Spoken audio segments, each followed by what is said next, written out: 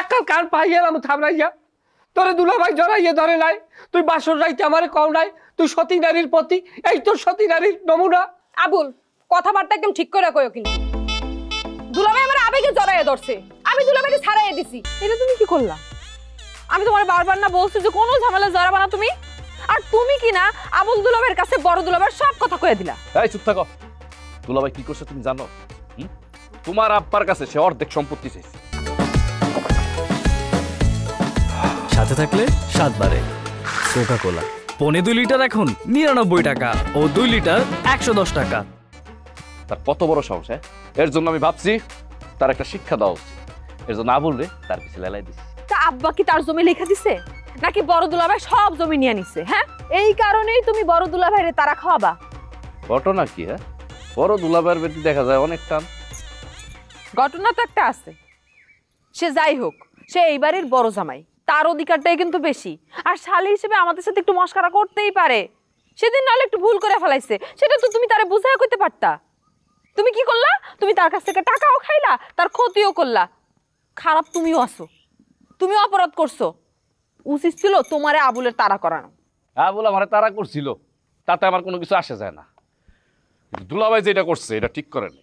আর তুমি আমারে কোনো রকম জ্ঞান দিতে আসবে না, ঠিক আছে? তোমার আব্বা যদি ঠিকঠাক মতন সম্পত্তি বাগনা দেয় না, দেখবা এই বাড়িতে আরো 2-3টা মার্ডার করে ফেলাম আমি। মাথা মুথা গরম আছে, বুঝছো? আসমা মিজান, তোমরা কি করো? আরে ভাই কি অবস্থা?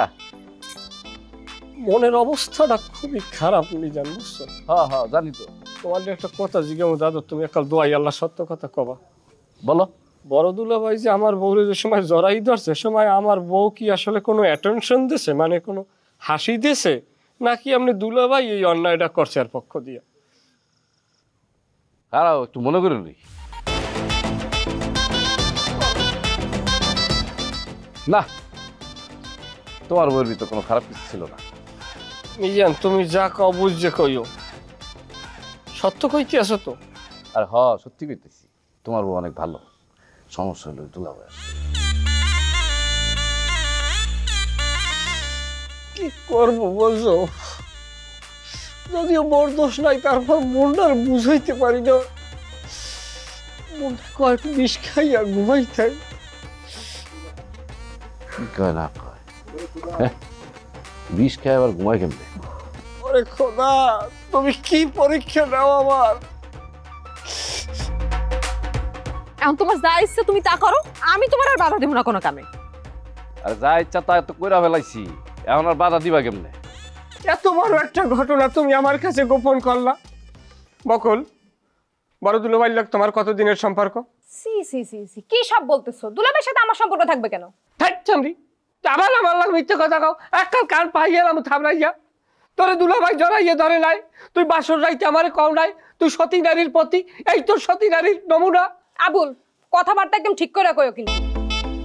দুলাভাই আমার আবেগে জড়াইয়ে ধরছে, আমি দুলাভাইকে ছাড়াইয়ে দিছি। আর তোমার এই মাঝে মাঝে কথা কে বলছে? মিজান বলছে না? তুমি মিজানকে শিখাও আমার কোনো দোষ আছে কিনা। আমার যদি কোনো দোষ থাকে তুমি আমার যে শাস্তি দিবা সেই শাস্তি মাইনা নিমু। দোষ পাই না? আরে তোরে যে কি কারণটা কারামু আমি, তুই আমার মানসিক পাও নাই। আমি মিজানের আবার জিগামু, যদি সত্যতা পাই বিড়ি তোর তালাক দিয়েই ছাড় মই ফেলবো, আর আমি একটা খাইয়ে মরবো। যাও জিগাও, আমার সাদা দিলে কোনো কাদা নেই। বাড়ি থাকলে বাংলা খাইতাম মনের দুঃখে।